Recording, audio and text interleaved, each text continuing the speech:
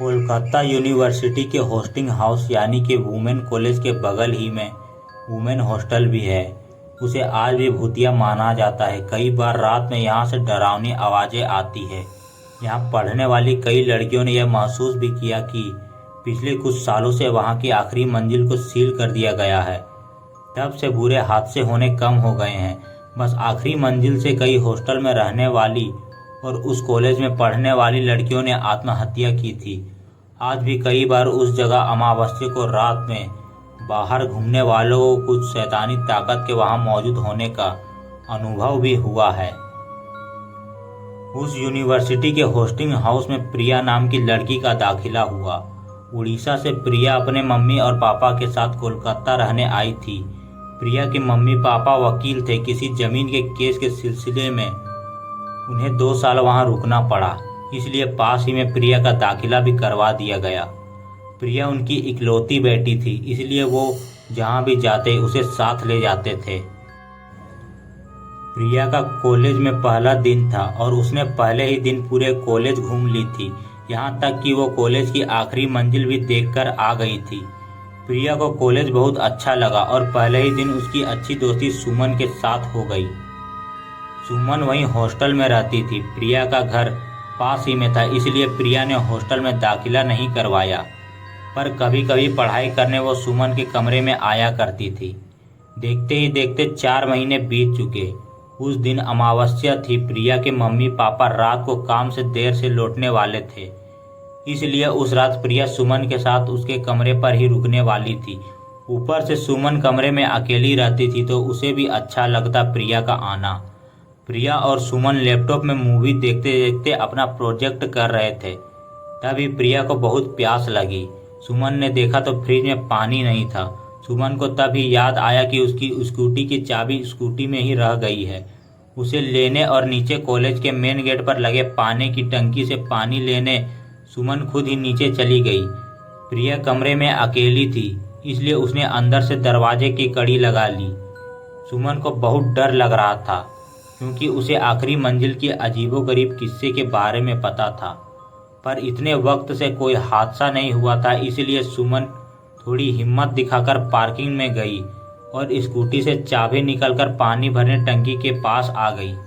उसने वहां से 2 बोतल पानी लिया और वापस अपने कमरे की ओर बढ़ने लगी।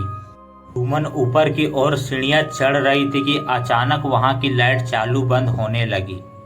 सुमन को अब वाकई डर लग रहा था। उसने आसपास देखा और वो चिल्लाई, कौन है कौन है, पर आसपास दूर दूर तक कॉरिडोर में कोई नहीं दिखा। सुमन को गए देर हो गई थी तो प्रिया उसका इंतजार करते बैठी ही थी। तभी सुमन जोर जोर से चिल्लाई, प्रिया प्रिया। सुमन के चिल्लाने की आवाज़ सुन प्रिया डर गई।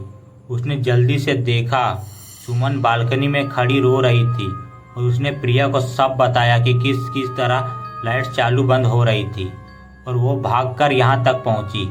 सुमन को रोता देख प्रिया उसके करीब आई और जैसे ही सुमन को गले लगाने गई, सीधी नीचे जमीन में जा गिरी और सिर से किसी दूध के केन से गिर रहा दूध वैसा खून निकलने लगा और ऑन द स्पॉट वो वहीं मर गई।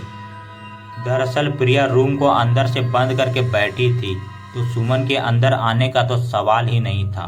ऊपर से जमीन से 5वें मंजिल पर आए हुए कमरे की बालकनी में सुमन कैसे पहुंच सकती थी? पर सुमन की यानी कि निशी डाक की रोने की आवाज़ ने प्रिया को सब कुछ भुला दिया और प्रिया वहीं मर गई। इधर सुमन भागती भागती सीढ़ियां चढ़ती हुई 3री मंजिल तक पहुंची ही थी और उसे वहीं प्रिया की आवाज़ सुनाई दी। पीछे से प्रिया ने उसे 2 बार पुकारा, सुमन सुमन, कहाँ चली गई थी तू? मैं कब से तुझे ढूंढ रही हूँ। और तू वहाँ ऊपर कहाँ जा रही है? अरे तेरा कमरा तो इधर है। सुमन को लगा शायद हड़बड़ी में वो शायद ऊपर पहुँच गई है।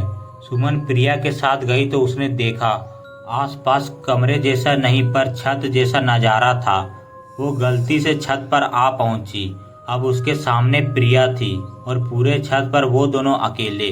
उसने प्रिया को बहुत समझाया, देख प्रिया, उस दिन तेरी जिद पर हम यहाँ आ गए थे, पर आज नहीं।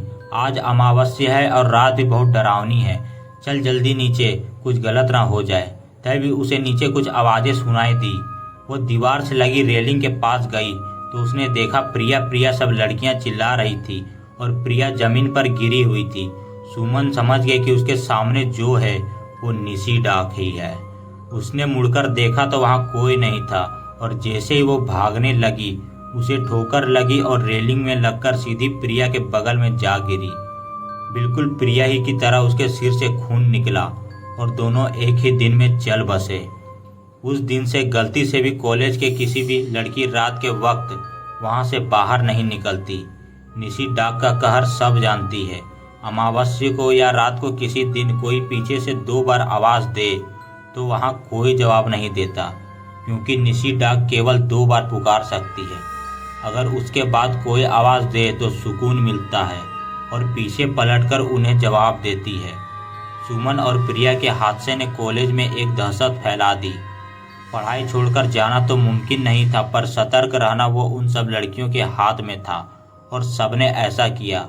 उसके बावजूद कई बार आज भी वहाँ लड़कियों को कई चीखें और अजीबोगरीब आवाज़ें अमावस्या की रात को सुनाई देती है। अगर आपको यह कहानी पसंद आई है तो आप वीडियो को लाइक और चैनल को सब्सक्राइब कर दीजिए। मिलता हूँ अगले वीडियो में, तब तक के लिए टाटा और बाय।